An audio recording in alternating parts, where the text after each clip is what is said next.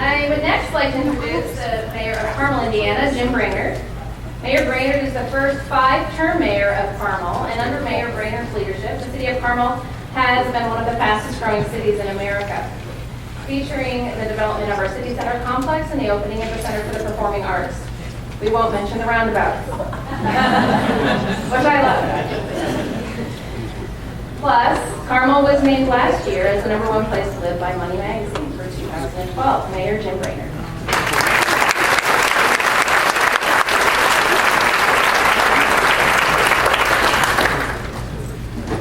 It's great to be here with you today and to see everyone. The realtor community is so important to the success of all the cities in Hamilton County and Marion County and indeed Central Indiana, because you're really in the front line of selling this region to people who are coming here from other places. We had a great announcement about a week and a half ago. I don't know if you saw it. We had a company from San Diego, California. How many of you have been to San Diego? They moved here because they said the quality of life was better.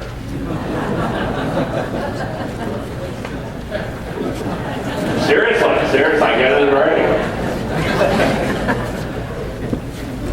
And the quality of life is better here, and we were able to make that case to this company. The owner, privately held company, $300 million company, average pay $75,000. That's the average. 680 jobs within a couple of years, and the headquarters. The owner, grown up in Iowa, gone to a private high school called Military Academy in Indiana, so he's familiar with Indiana. But you'll find this interesting as realtors. When I was out there trying to get the deal closed, took the Zillow app, looked at the price of some of the houses around me. 742 square foot condo right next to the hotel where I was staying, $1.2 million. That's 2 hotel rooms put together. And so it was very important that he wanted his employees to be able to afford homes. You saw that as an American dream, but also then it was going to be a service center. And I had to go out and made the deal with him if I could convince over 50% of its key executive staff, because they wanted to live in Central Indiana, they moved the headquarters as well. And that's what we really wanted. We were able to do that. We were able to get about 70% of them to move.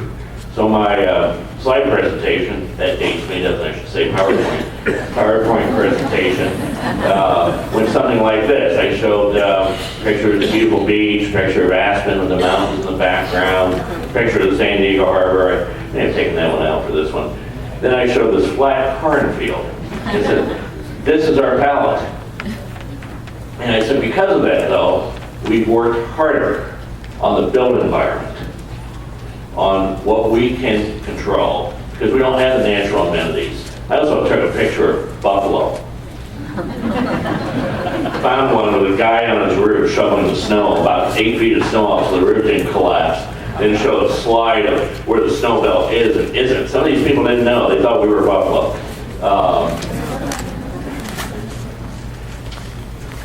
But we talk about what we've done, and that's what I heard from all the other mayors here. We're doing things in this place without the best weather in the country, without the natural amenities of mountains or oceans, but yet we have been able to compete, and we are competing with some of the best places in the world.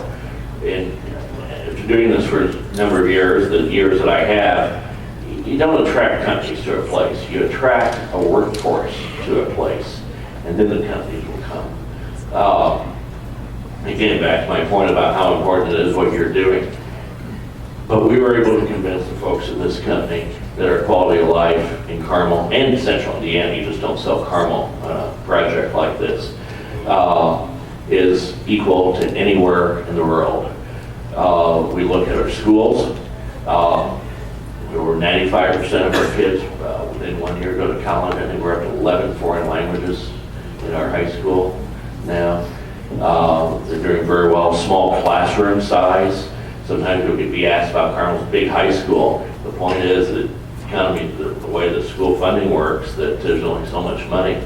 And we also passed a referendum to support our schools a few years ago. But classroom size, we've kept the classroom size way down. We've taken our parks. Carmel wasn't as fortunate as Noblesville. We weren't the county seat. It was a little small Quaker farming community. Some of you may know it was originally Bethlehem. And the U.S. Post Office said there's two back in the 1840s. If you want mail, you got to change the name. So it became Carmel. But even in 1950, it was still barely 1,000 people. Today we're 85,000 in the second largest city in the entire central Indiana area. But we didn't have the big Victorian houses that Noblesville has. We really had a very small downtown. We recognized that it wasn't large enough to be a downtown for a city of our eventual population, which will be over 100,000.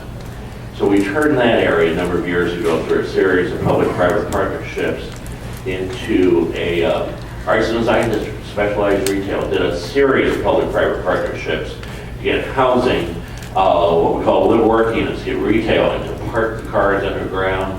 And that area is thriving. The Monon Trail was a huge addition to that area. And this area was run down, it was failing, it was blighted, it was not doing well. If you haven't been on our main street in the Arts and Design District, where we have 12 art walks a year plus several art festivals, I think we're up dozens of festivals and activities that are downtown every year now, come to one of those. But then at the same time, we recognized that this area wasn't going to be large enough to be our permanent downtown. So we purchased 88 acres near City Hall, farther south on Range Line or Westfield, and master planned our new downtown, which is what we're calling our city center. So we've had over $500 million now of private sector money invested in that area. We've taken our park plan from 41 acres to almost 800 acres in the last 18 years. We now have 126 miles of bike trails. All our major streets, we don't build sidewalks on them anymore. We build bike or multi-use trails to connect everyone to the spine, which is the Monon Trail, of course. We built the Monon Center, community center. It's a $55 million project. Like a really nice YMCA, but it's operated by our Parks Board, the water park. It's a great, if you're working with prospective buyers, a great place to take them.